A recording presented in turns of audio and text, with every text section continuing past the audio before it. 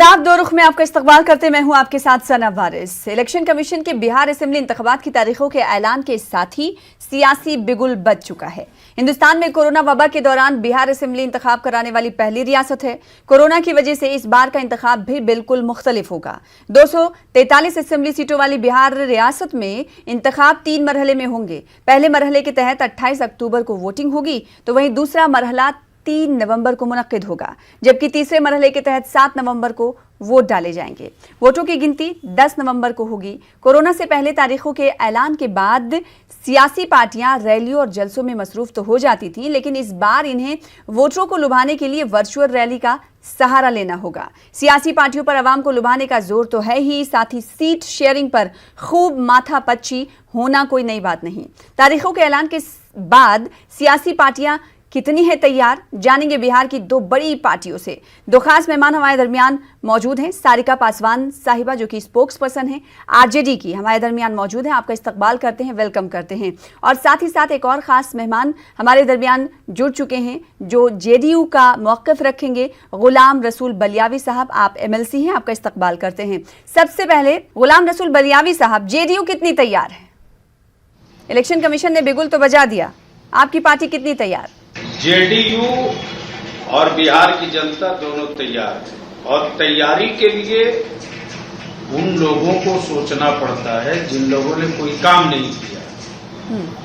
हमारी तैयारी हमारे नेता माननीय श्री नीतीश कुमार जी का किया हुआ काम, और काम का आधार इतना मजबूत है कि जनता तैयार है। पार्टी तैयारी बाद में कर रही है, जनता पहले से तैयार है, इसलिए कोई किंतु परंतु नहीं है। और ये भी सही है कि बिहार में जो अभी चुनाव हो रहा है, ये चुनाव पूरे देश के राजनीति को एक समत मुतय्यन कराएगा, एक दिशा तय करेगा। और वो दिशा ये होगा कि विकास की, तरक्की की, पब्लिक के बीच, जनता के बीच एक भूख जगाया है माननीय श्री नीतीश कुमार जी, और उसका असर है, अब बड़े पैमाने पर है। इसलिए विकास हमारा मुद्दा है, नेता हमारे नीतीश कुमार है, जनता भी तैयार है, इलेक्शन कमीशन भी तैयार है। हम पूरी तैयारी के साथ। जेडीयू का ये कहना है कि जनता तैयार है, सरकार तो तैयार थी ही पहले से। सारिका पासवान साहिबा, आपके पास आना चाहूंगी इस सवाल के साथ, क्योंकि इस बार का इलेक्शन थोड़ा मुख्तलिफ है पहले के मुकाबले, और आरजेडी के लिए तो ज्यादा ही मुख्तलिफ है, क्योंकि इस बार चुनावी तशहीर से, चाहे वो वर्चुअल रैली ही क्यों ना हो, लालू प्रसाद यादव गायब रहेंगे, वो प्रचार में शामिल नहीं रहेंगे। ऐसे में आरजेडी में कहीं लैक ऑफ कॉन्फिडेंस तो नहीं?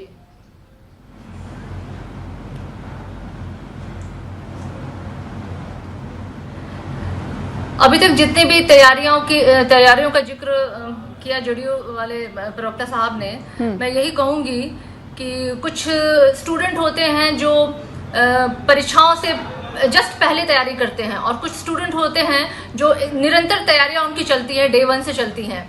हम आरजेडी की जो तैयारी है वो डे 1 से चल रही है। इन्होंने अपनी अभी उपलब्धि बताई कि नीतीश कुमार ने इतने विकास किए हैं, आपकी पार्टी में कहीं आपको वोट मिल जाएगा।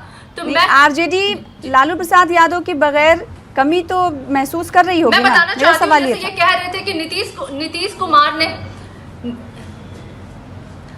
निरंतर, हमारे माननीय नेता प्रतिपक्ष तेजस्वी यादव जी लगातार इसके पक्ष में काम कर रहे हैं। वो आप देखिए, कोरोना का टाइम हो, वो लोगों के पास जाकर के उन्होंने मिलने का काम किया है। बाढ़ के टाइम में वो लगातार एक जिलों में जो बाढ़ग्रस्त इलाके थे वहां पे वो लोगों से मिल करके उनकी समस्याएं उन्होंने सुनी है, और उसका अपने स्तर पे निदान भी वो जितना कर सकते थे सहायता आप सारिका साहिबा, आप मेरे सवाल का जवाब नहीं दे रही हैं। आप मेरे सवाल का जवाब नहीं दे रही हैं। मेरा सवाल ये था कि आरजेडी लालू प्रसाद यादव के बगैर इस बार इंतखाबी मैदान में है, प्रचार में लालू प्रसाद यादव नहीं रहेंगे, पार्टी में किसी तरह कि लैक ऑफ कॉन्फिडेंस तो नहीं दिखाई दे रही।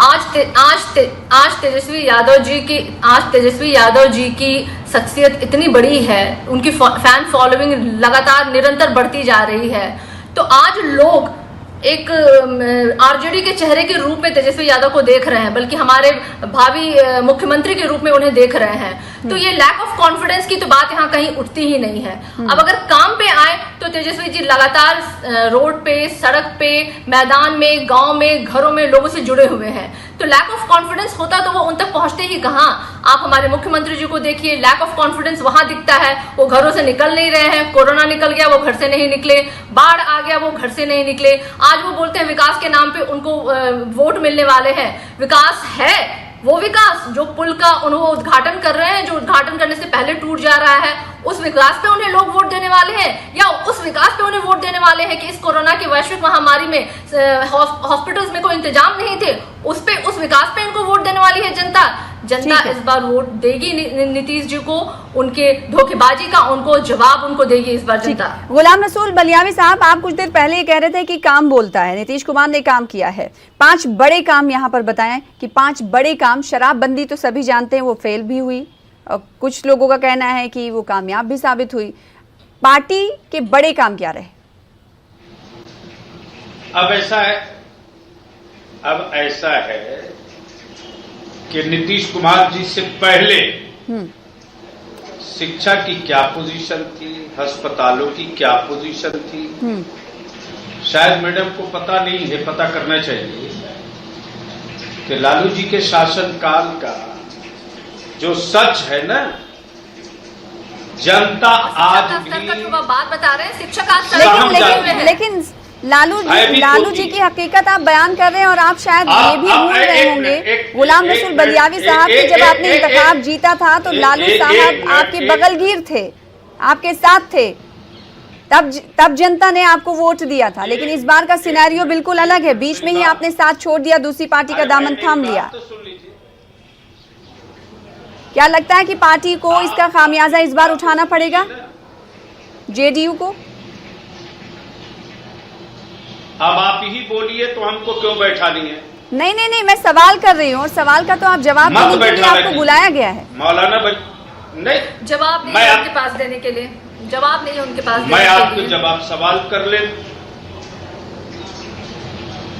उनको चुप कराएंगे, वो महिला है, जवाब देना। मेरी बहन कौन सी उपलब्धियां हैं, कम से कम उनको 5 उपलब्धियां बताएं। वो बिल्कुल एक सेकंड सारिका साहिबा, एक सेकंड सारिका साहिबा, आपके पास लौटूंगी, आपके पास मैं आऊंगी। गुलाम रसूल बलियावी साहब,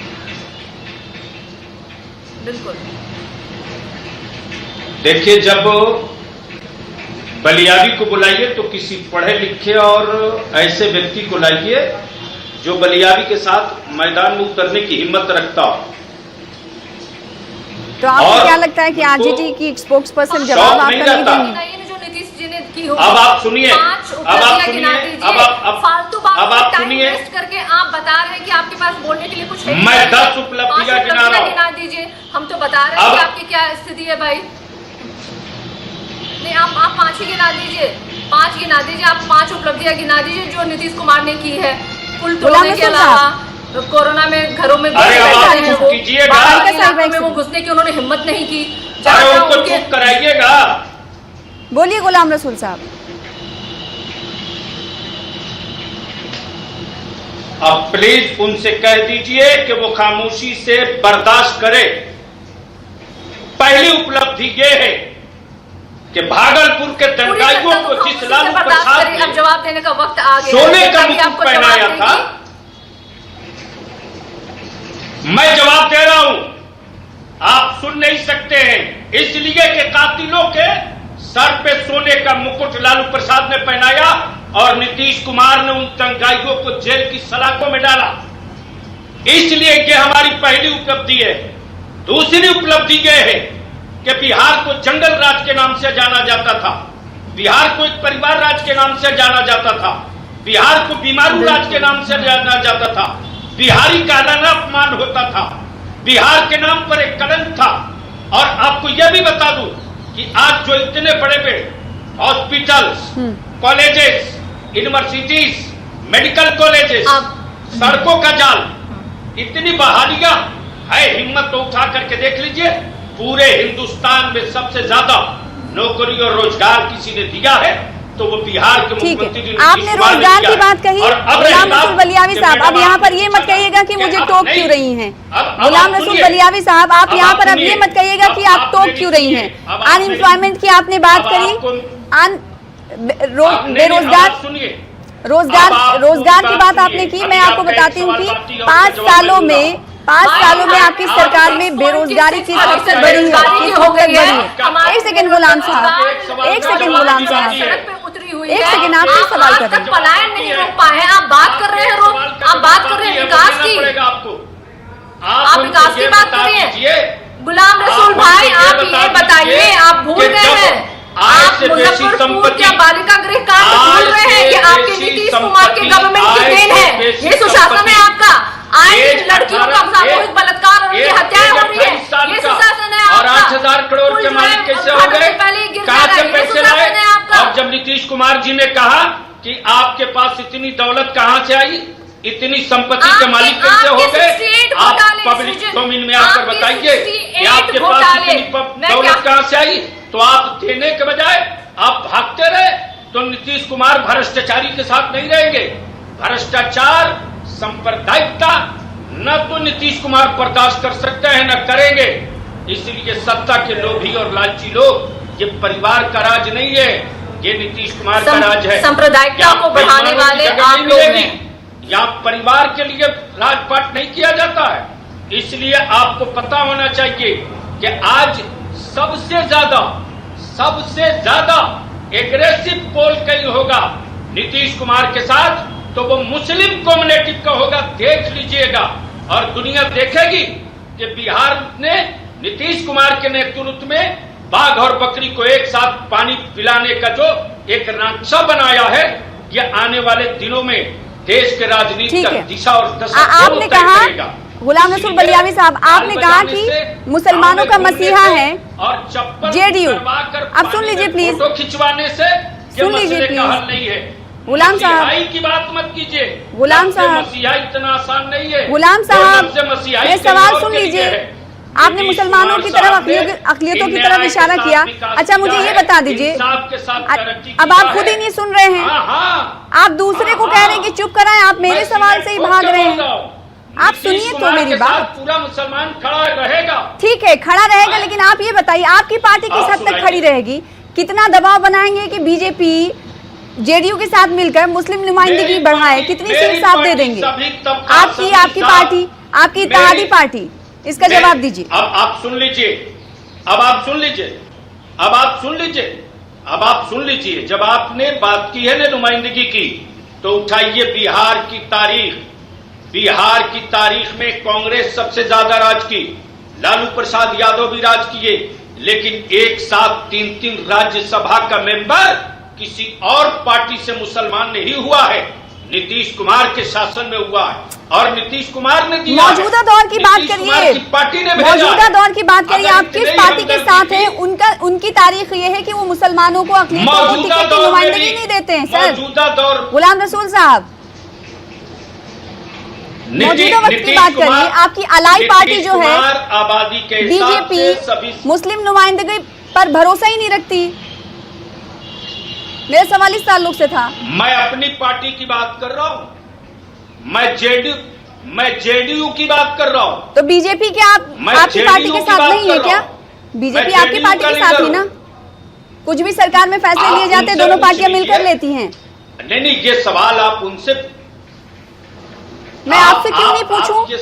मैं आपसे क्यों नहीं पूछूं कि किन किन मुद्दों और क्या अक़लियतों की नुमाइंदगी बढ़ाएगी सरकार इस बार? अब सवाल है नहीं,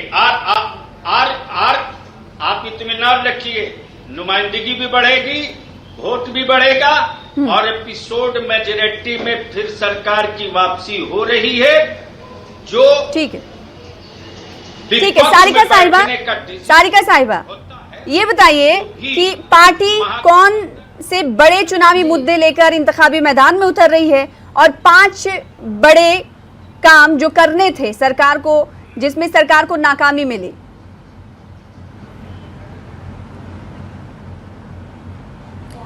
सरकार देखिए, नाकाम है। सरकार के 5 क्या आप 50 काम निकाल सकते हैं जिसपे सरकार नाकामयाब रही है। उन्होंने, आप देखिए, जो कोरोना वैश्विक महामारी के रूप में आई तो हमारे अस्पतालों की क्या हालत है वो सामने खुल करके आ गया। इन्होंने कुछ किया ही नहीं है, मेडिकल ना कॉलेजेस खोले, ना मेडिकल हॉस्पिटल्स में उन्होंने कोई इंतजाम रखे हैं। चिल्ला देने से सिर्फ नहीं होता है, आप अगर चिल्ला दीजिए, चिल्लाकर आप बोलिएगा कि आपका कुशासन सुशासन है तो मान नहीं लेने वाली है जनता इस बार। आपकी उपलब्धियां मुझे गिना लेने दीजिए। आप वही लोग हैं जो बाढ़ से बिहार की जनता बेहाल है और आपने कुछ नहीं किया। 15 सालों में आप मजदूरों का पलायन तक रोक नहीं पाए, नए रोजगार तो आपने कोई लगाया नहीं है। और जो मजदूर इस कोरोना काल में वापस घर को आए उनके लिए भी आपने कोई इंतजाम किए नहीं है। रही बात हमारे मुद्दे की, तो इस बार राष्ट्रीय जनता दल बिल्कुल अपने मुद्दों को लेकर के स्पष्ट है। इस बार का जो इलेक्शन का मुद्दा होगा वो शिक्षा पे होगा, स्वास्थ्य पे होगा, बेरोजगारी पे होगा, महिलाओं की सुरक्षा पे होगा। सारी पूरी दुनिया में बिहार जो है ना सर्वसार हुआ है। बालिका गृह कांड को भूलिए मत। आप क्या बोल रहे हैं, भूलिए मत बालिका गृह कांड को, आप भूलिए मत। मुजफ्फरपुर वाले आपके सुशासन की देन है वो, आपके नीतीश कुमार की देन है वो। आप क्या बात की है, इस बार आरजेडी बिल्कुल स्पष्ट है। हम इस बार चुनाव मुद्दों को बनाने वाले हैं। हमारी बेरोजगारी, हमारे बिहार के नौजवान जो जिन विधायकों ने बलात्कार के केस में जो लोग अभी जेल में हैं, 48% जो उनसे बिहार बात की कीजिए। गुलाम रसूल बलियावी साहब, जब जेडीयू ने आरजेडी का साथ छोड़ा था, गुलाम रसूल बलियावी साहब आपसे सवाल मेरा है, जब जेडीयू ने आरजेडी का साथ छोड़ा था, सरकार गिर गई थी, उस वक्त अवाम ने कहा था कि जेडीयू ने हमें धोखा दिया है। आप उनसे पूछिए, आप सुन रहे हैं, महिलाओं की दुहाई आप सुन रहे हैं, तो महिलाओं का मैं सुन रहा हूं। तो क्या जेडीयू इस बार, आप लोग को कुछ शर्म हो रहा है? उस वक्त अवाम में नाराजगी देखी गई थी, क्या आपको नहीं लगता कि अवाम की नाराजगी वोटिंग में ना तब्दील हो जाए? जो आप लोगों ने, सारिका जी एक सेकंड, आप बेफिक्र रहिए। उम्मीद उसी से लोग करते हैं जो जिससे उम्मीद होती है। माननीय नीतीश कुमार जी ने सभी तबका, सभी बिरादरी, सभी धर्म, सभी समुदाय का एक साथ, वो कौन सी चीज है जी जो सरकार के खजाने से सबको नहीं मिला हो? कोई ये बता दे, चाहे किसी बिरादरी का हो, किसी वर्ग का हो, किसी पद का हो, किसी धर्म का हो, किसी इलाके का हो, जो सबको मिला है वो सबको मिला है। ऐसा नहीं है कि लिस्ट बनाकर परिवार के लिए भेज दो और बाकी लोगों को छोड़ दो। मेरा सवाल ये था कि 2017 में जो इत्तेहाद टूटा था उसका खामियाजा कहीं वोटिंग में ना तब्दील हो जाए। मेरा ये सवाल था। जेडीयू मुतमईन है ना जनता से, ऐसा ना हो कि तस्वीर ही बदल जाए। बिल्कुल मुतमईन है। और उस महागठबंधन में चुन चुन करके आरजेडी के लोगों ने हर उस मुस्लिम उम्मीदवार को हराया है जहां से जेडीयू और कांग्रेस के उम्मीदवार लड़ रहे थे चुनाव में। 9 हमारे उम्मीदवार हारे हैं। उन 9 के हराने का मुकम्मल क्रेडिट और ताज आरजेडी के लोगों के पास जाता है। लेकिन ये बात भी किसी से छुपी नहीं है कि बिहार में किसी भी पार्टी में नतीजा क्लियर है। किसी भी पार्टी में ये पोजीशन, कोई भी पार्टी इस पोजीशन में नहीं कि अकेले दम पे सरकार बना सके। सारिका जी आपके पास आना चाहूंगी इस सवाल के साथ। लगातार आरएलएसपी को लेकर खबरें आ रही हैं। अभी आरएलएसपी को अगर हम छोड़ देते हैं, इससे पहले भी आपकी पार्टी के अंदर ही बनता ही नहीं था, 2 भाइयों में ही नहीं बनता था। इस बार कैसे सबको एकजुट रख के आप लोग चुनावी मैदान में जा रहे हैं? और आरएलएसपी क्या आखिर दम तक, चुनाव होने तक आपके साथ रहेगी या नहीं?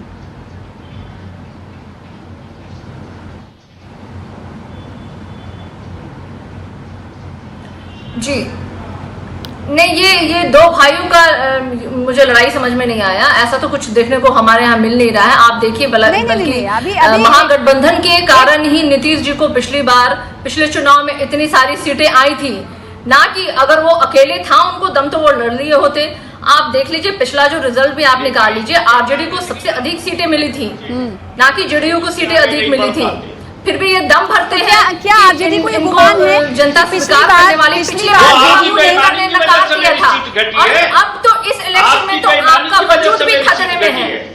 इस इलेक्शन में आपको हो सकता है कि आप सिमट जाएं, कुछ चंद सीटों में आप सिमट जाएं, क्योंकि आपने जो 15 सालों में विकास का काम किया है ना, चढ़ करके आपके राष्ट्रीय अध्यक्ष ने उतर के वोट मांगने वाले हैं, जिससे हमारा उम्मीदवार हारे और मुस्लिम उम्मीदवारों को हरवाया गया दिखाई दे रहा है। विकास आपका बेरोजगारी के रूप में दिखाई दे रहा है। विकास आपका जिसको अप्रोच समझ में नहीं आएगा उसको विकास कैसे समझ में आएगा?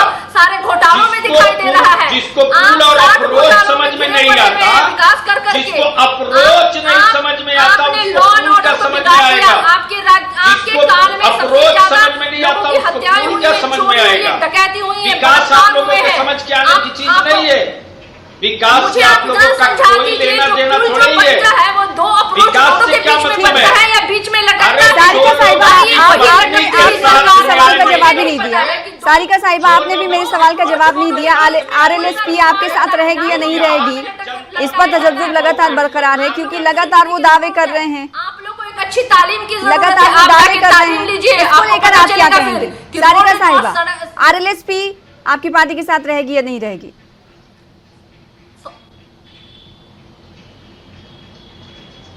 देखिए, उसका निर्णय तो हमारे आला कमान लोग लेंगे, जो भी होगा वो अंतिम निर्णय। गुलाम रसूल बनियारी साहब, ऐसा ही कुछ आपकी पार्टी में भी चल रहा है। लगातार एलजेपी, लोक जनशक्ति पार्टी भी पीछे नहीं हट रही है, दबाव लगातार बना रही है, और एलजेपी का यही इशारा है कि नीतीश कुमार को दबाओ। ऐसे में आपके पार्टी के सामने चैलेंज तो है। ऐसा है कि जो एक कोई चैलेंज नहीं, जेडीयू और नीतीश कुमार के सामने कोई चैलेंज नहीं है। जनता पीठ पर खड़ी है।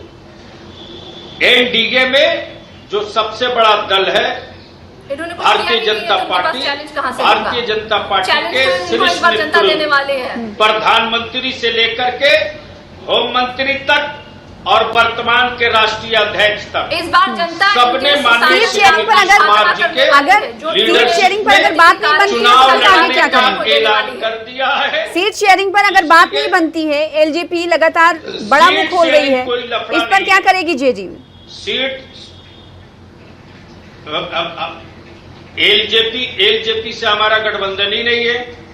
एलजेपी की बात हम क्यों करने जाए? एलजेपी जाने, हमारा बीजेपी से अलायंस है, हम एनडीए के साथ हैं। एनडीए के सारे बड़े लीडरों ने, प्राइम मिनिस्टर ने, तो एनडीए में क्या एलजेपी नहीं है? बीजेपी के राष्ट्रीय अध्यक्ष एनडीए में एलजेपी नहीं है सर, शब्दों में संकेत दे दिया, तो ये जवाब एलजेपी देगी। उसका जवाब मैं क्यों दूं? नहीं, क्योंकि वो लगातार नीतीश कुमार को निशाने पर ले रहे हैं ना, तो इसका जवाब आपसे भी लेना जरूरी हो जाता है।